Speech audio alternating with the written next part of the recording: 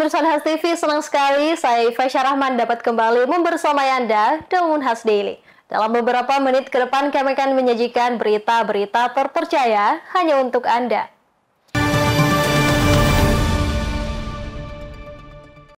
Pemirsa, jelang Disnatalis ke-69, Universitas Hasanuddin menggelar seminar internasional dengan menghadirkan narasumber dari University of Birmingham dan Aston University United Kingdom. Seminar ini membahas metode penanganan pada penderita epilepsi di Indonesia. Universitas Hasanuddin menggelar seminar internasional sebagai salah satu rangkaian Disnatalis ke-69. Kegiatan ini berlangsung di Auditorium Profesor Dr. Idrus Andi Paturusi, Rumah Sakit Universitas Hasanuddin, Sabtu 17 Mei 2025. Seminar dengan mengangkat tema Epilepsy in Focus, Bridging Mechanism, Clinical Practice and Targeted Delivery, menghadirkan dua narasumber ahli dari Inggris, yakni Dr. Felix Chan dari University of Birmingham dan Dr. Mandip Kaur Marwah dari Aston University. Kedua narasumber tersebut merupakan ahli yang terlibat dalam proyek kerjasama dengan Universitas Hasanuddin yang diberi nama Tumpas Epilepsi Indonesia. Ketua Panitia Seminar Internasional Ahmad Himawan SSI MSI Apoteker menjelaskan jika kegiatan ini merupakan salah satu tahapan dari proyek kolaborasi Unhas dengan Aston University dan University of Birmingham, Inggris untuk menjawab tantangan yang sering dihadapi oleh penderita epilepsi di Indonesia. Dari seminar ini juga dirinya mengharapkan keterlibatan dari berbagai pihak seperti perawat, dokter, praktisi farmasi, bahkan penderita epilepsi sendiri untuk memformulasikan solusi terbaik dalam masalah epilepsi di Indonesia. Kita mau mengembangkan suatu sediaan farmasi yang lebih sesuai untuk penyakit yang disebut dengan epilepsi resisten obat atau intractable epilepsy. Karena sekarang itu terapinya cukup homogen dan kita punya tantangan tersendiri di Indonesia karena untuk epilepsi itu, dia itu diatur dalam platform BPJS dan hanya obat-obat tertentu yang boleh diberikan pada kondisi tertentu. Jadi target kami adalah mereformulasi obat-obat tersebut yang dari BPJS itu dibuat menjadi bentuk sediaan yang lebih baru, menggunakan teknologi nanopartikel, teknologi liposom, kemudian kita padukan dengan sistem penghantaran melalui kulit, sistem penghantaran melalui hidung misalnya, karena tantangan yang dihadapi oleh pasien Indonesia untuk epilepsi adalah mereka itu harus minum obat dalam jumlah yang cukup banyak dan berkali-kali sehari. Jadi target kami itu adalah kami mau membuat sediaan yang bisa memudahkan hidup penyandang dan pengasuh epilepsi, jadi meningkatkan quality of life mereka melalui reformulasi obat-obat anti-epilepsi tersebut. Dekan Fakultas Farmasi Abdul Rahim SSI MSc PhD Apoteker menginformasikan jika dalam kegiatan ini, Fakultas Farmasi berkolaborasi dengan berbagai disiplin ilmu, mulai dari keperawatan, kedokteran, hingga praktisi rumah sakit. Ketua Panitia Disnatalis ke-69 Universitas Hasanuddin ini pun mengatakan, jika sebelum seminar ini dilaksanakan, beberapa penderita epilepsi juga dihadirkan untuk memberikan masukan kepada tim peneliti untuk menghasilkan solusi terbaik dalam penanganan epilepsi sesuai dengan tagline Disnatalis ke-69 Unhas, yakni menjadi kampus hebat, mandiri, dan berdampak. Seminar internasional ini adalah kolaborasi berbagai disiplin ilmu dan merupakan juga bagian dari Disnatalis Unhas yang ke-69, di mana kita berkolaborasi dengan berbagai disiplin ilmu, ada dari kedokteran, ada dari keperawatan, kemudian ada dari praktisi di rumah sakit, dan kemarin juga ya sebelum seminar ini kita laksanakan, kami mengundang semua beberapa penderita epilepsi untuk mendapatkan masukan-masukan bagi tim peneliti untuk mengembangkan obat dan sistem pengobatan yang cocok, yang sesuai untuk penderita epilepsi di masa yang akan datang. Seminar internasional ini dibuka oleh Rektor Universitas Hasanuddin, Profesor Dr. Insinyur Jamaluddin Jompa MSc, yang menyebut jika epilepsi masih menjadi masalah kesehatan yang serius. Dengan seminar ini diharapkan dapat diformulasikan penanganan yang terbaik untuk masalah epilepsi di Indonesia. Alhamdulillah pagi ini tanggal 18 Mei tahun 2025, tepatnya di Aula Rumah Sakit Universitas Hasanuddin, kita menyaksikan acara pembukaan simposium yang bertajuk epilepsi, terutama untuk drug delivery system, yang dihadiri oleh dua ahli dari Birmingham, UK, yang saya kira ini adalah salah satu grup yang paling bergensi untuk yang terkait dengan epilepsi. Makasih pada Dekan Farmasi yang telah memfasilitasi proses ini, dan terutama menjadi spesial karena Walaupun beliau adalah dekan farmasi, tapi kita lakukan simposium ini di Rumah Sakit Universitas Hasanuddin karena epilepsi itu adalah bagian dari penyakit yang juga menjadi momok ya bagi kita di dunia kedokteran. Prof. Jamaluddin Jompa menambahkan dirinya mengapresiasi Dekan Fakultas Farmasi yang telah memfasilitasi kolaborasi bergengsi ini. Prof. Jamaluddin juga berharap kegiatan ini menjadi motivasi bagi fakultas lain yang ada di Universitas Hasanuddin untuk menjalin kolaborasi internasional dalam berbagai disiplin. Ifesha Rahman, Rahmati Ardi, Unhas TV. Pemirsa, Universitas Hasanuddin menggelar simposium dan workshop Celebes Nepro Endometabolik Update atau CNEMU 11 2025. Kegiatan ini mempertemukan para dokter untuk memperdalam strategi terkini dalam penanganan penyakit ginjal, endokrin, dan metabolik. Universitas Hasanuddin mengukuhkan diri sebagai pusat pertukaran pengetahuan ilmiah di kawasan timur Indonesia melalui gelaran simposium dan workshop Celebes Nepro Endometabolik Update atau disingkat SNEMU ke-11 2025.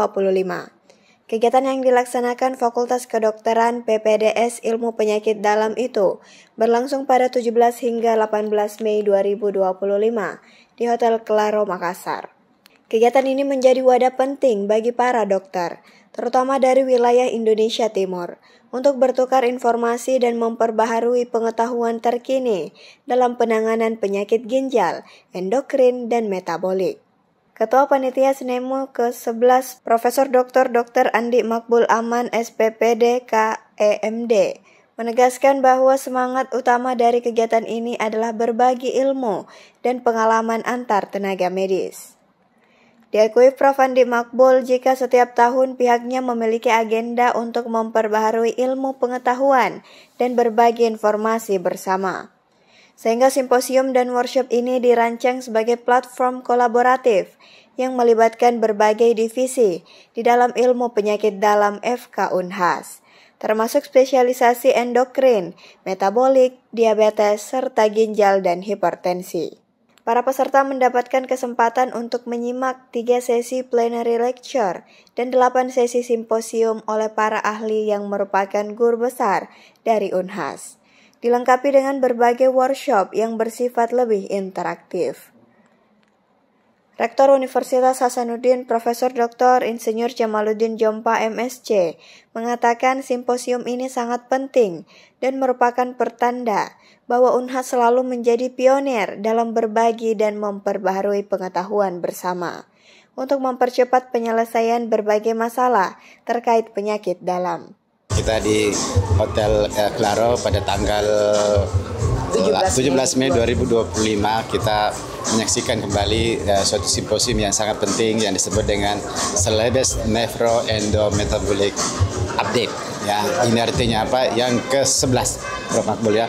Mudah-mudahan ini adalah pertanda bahwa UNAS selalu memotori menjadi pelopor sharing knowledge, update knowledge bersama, sehingga ilmu yang dimiliki oleh satu atau dua kelompok kemudian bisa menyebar kepada seluruh peserta, kepada seluruh Indonesia untuk mempercepat penyelesaian begitu banyak masalah yang terkait dengan ginjal, kemudian masalah dengan endokrinologi, kelenjar endokrin, dan penyakit dalam secara umum. Ini adalah suatu hal yang kita sangat butuhkan untuk kemudian bisa berdampak baik pada kesehatan masyarakat, baik di kawasan timur maupun di seluruh Indonesia. Saya kira itu, makasih Ibu Dekan, Ketua Panitia, Prof. Makbul, dan seluruh timnya yang luar biasa. Ada senior kita, Dr. Farudin juga di belakang, dan yang lain yang telah memotivasi para dokter-dokter penyakit dalam pada umumnya untuk bisa terus-menerus mengupdate dirinya untuk menjadi the best dalam kaitannya dengan tugas-tugas mulia yang mereka lakukan selama ini. Sementara Dekan Fakultas Kedokteran Unhas, Profesor Dr. Herani Rashid, MKes SPPD KGH Konsultan, SPGK Konsultan Finasim, berharap SNEMU ke-11 dapat menjadi katalisator dalam meningkatkan pemahaman dan penerapan strategi terbaru dalam pengelolaan penyakit ginjal, endokrin, dan metabolik, demi hasil akhir pasien yang lebih optimal. Aminah Rahma Ahmad, Pandar Joshua Nababan, Unhas TV. Pemirsa, kekerasan seksual atau sexual harassment tidak hanya menimpa perempuan, juga bisa menimpa laki-laki. Namun, laki-laki yang menjadi korban kekerasan seksual terkadang tak melaporkannya lantaran adanya stigma di masyarakat. Kekerasan merupakan tindakan penyerangan yang dapat terjadi secara verbal maupun non-verbal. Salah satu dari kekerasan yang kerap terjadi adalah kekerasan seksual. Kekerasan seksual adalah perilaku seksual yang kasar atau paksaan yang dilakukan oleh satu orang terhadap orang lain dan seringkali termasuk dalam pelecehan seksual. Kekerasan seksual dapat terjadi di berbagai tempat, termasuk di rumah, tempat kerja, sekolah, atau di ruang publik. Menurut psikolog Dwina Fajriati Dewi, kekerasan seksual bisa terjadi ketika ada gap kekuatan atau gap relasi. Jadi kekerasan itu tindakan yang berupa penyerangan baik berupa penyerangan fisik maupun verbal. Jadi kekerasan jadi ada yang non verbal, ada yang verbal, ada fisikal, ya. Nah, kalau kita ke seksual berarti kekerasannya dalam konteks atau penyerangannya dalam konteks seksual. Jadi misal bisa berupa, kalau yang paling rendah sebenarnya catcalling. Itu kan termasuk offensing, ya, menyerang gitu. Karena orang terganggu. Selama memang ada orang merasa terganggu, itu bisa dikatakan kekerasan sebenarnya. Ya, jadi misalnya paling rendah catcalling, terus harassment, kemudian yang paling keras ya fisikal kalau sudah sampai fisik, penetrasi seksual seperti itu. Dikatakan Dwina, tingkatan kekerasan seksual meliputi catcalling yang sering dianggap sepele, harassment, hingga penetrasi tanpa konsensus. Dan yang menjadi korban bukan hanya perempuan, namun juga laki-laki. Dalam struktur sosial yang masih didominasi budaya patriarki, laki-laki seringkali enggan melaporkan kekerasan yang mereka alami. Stigma seperti laki-laki tidak boleh menangis membuat korban memilih diam. Sebenarnya semua kalangan bisa menjadi korban, terutama ketika ada gap kekuatan. Gap relasi itu yang bisa jadi yang paling rentan jadi korban ketika ada gap relasi. Misalnya ada figur yang lebih otoriter, ada figur yang kurang otoriter. Nah, itu bisa ada gap, itulah yang menimbulkan biasa banyak kekerasan. Jadi bisa juga paling rentan sebenarnya ketika sudah ada gap relasi yang kuat dan juga masyarakat yang disabilitas itu yang paling rentan juga karena sudah mereka tidak punya power. Karena kan begitu, orang yang melakukan kekerasan seksual karena si korban ini tidak ada power melawan. Nah, kalau ada power kan tidak jadi gitu ya, pasti ada gap power itu, makanya bisa terjadi. Dosen psikologi Universitas Hasanuddin ini menambahkan jika trauma, ketidakmampuan untuk bersuara hingga perilaku negatif adalah beberapa dampak psikologis yang muncul setelah kekerasan terjadi.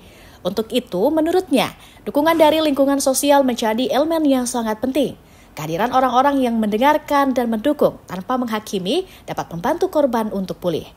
Dwina berharap masyarakat dapat lebih peka dan berani memutus rantai kekerasan dengan memberikan ruang aman bagi korban untuk bicara.